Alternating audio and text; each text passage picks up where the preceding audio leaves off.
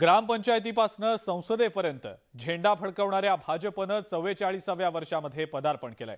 गेल्या 43 वर्षांमध्ये भाजपनं अनेक चढउतार पाहिले, मात्र एकनिष्ठ कार्यकर्ते आणि सक्षम नेतृत्वाच्या जोरावर भाजपनं 2019 मध्ये ऐतिहासिक असा विजय मिळवला। निवडणुकीमध्ये दिलेली आश्वासनं पूर्ण करणारा पक्ष अशी आता भाजपची ओळख निर्माण झालेली आहे।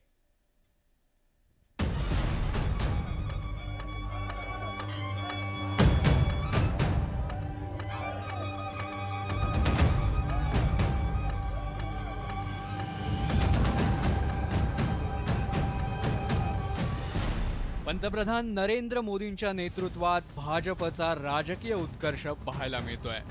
लोकसभेसह अनेक राज्यातली सत्ता भाजपनं मिळवली आहे, मात्र हा प्रवास सोपा नव्हता। 6 एप्रिल 1980 मध्ये भाजपची स्थापना झाली। अटल बिहारी वाजपेयी पक्षाचे पहिले अध्यक्ष बनले। पक्षाची स्थापना झाल्यानंतर 1984 मध्ये भाजप पहिल्यांदाच लोकसभेच्या निवडणुकीला सामोरा गेला।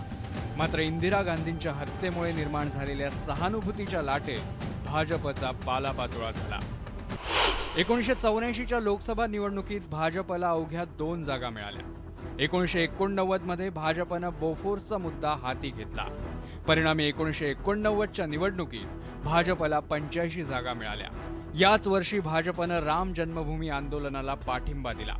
लालकृष्ण अडवाणींनी सोमनाथहून रथयात्रेला सुरुवात केली।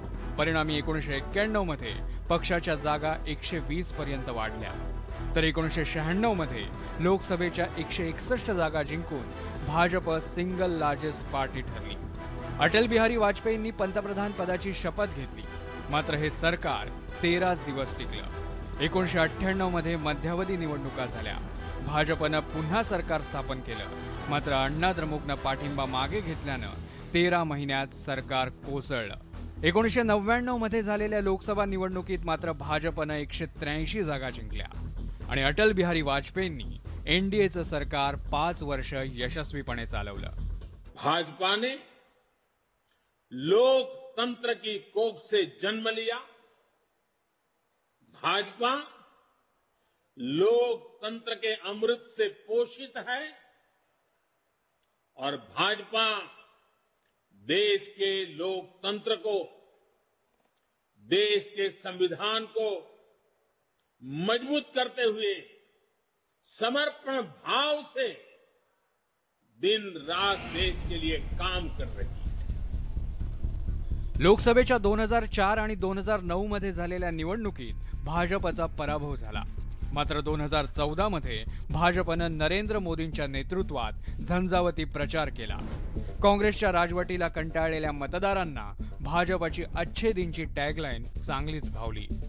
भाजपनं 282 जागा जिंकल्या आणि त्यानंतर 2019च्या निवडणुकीत मतदारांनी पुन्हा भाजपवर विश्वास दाखवला। भाजपनं 303 जागा जिंकून इतिहास रचला।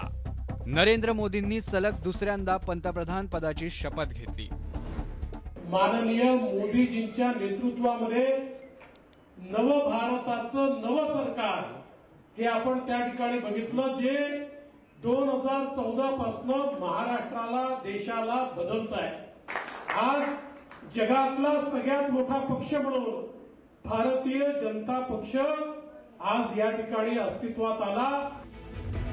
भाजपनं फक्त हिंदी बेल्टच नव्हे तर दक्षिणेत आणि ईशान्य भारतातही झेंडा फडकवला।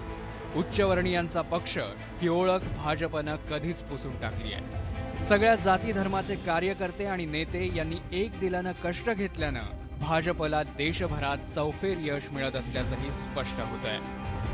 303 वरती झेप घेतली आहे। ही प्रगती अतिशय कौतुकास्पद आहे, अभिमानास्पद आहे। भाजपनं जनहिताच्या कामांसोबतच आश्वासनं पूर्ण करण्यावरही भर दिलाय। राम मंदिराचं काम पूर्णत्वास गेलंय, तर कलम 370 हटवून सरकारनं ताकद दाखवून दिली। सर्जिकल स्ट्राईकच्या माध्यमातून आत्ताचा भारत हा घरात घुसून मारणारा असल्याचा संदेश देण्यातही सरकार यशस्वी ठरलाय। काश्मीरमधल्या दहशतवादी कारवाया मोठ्या प्रमाणात घडल्या। डोकलाममध्ये भारतानं चीनला माघार घ्यायला लावली। एकंदरीतच सशक्त भारतासाठी भाजपची वाटचाल सुरू असल्याचं या सगळ्या घडामोडींवरून स्पष्ट होतंय। Bureau report, news 18 Lokmat.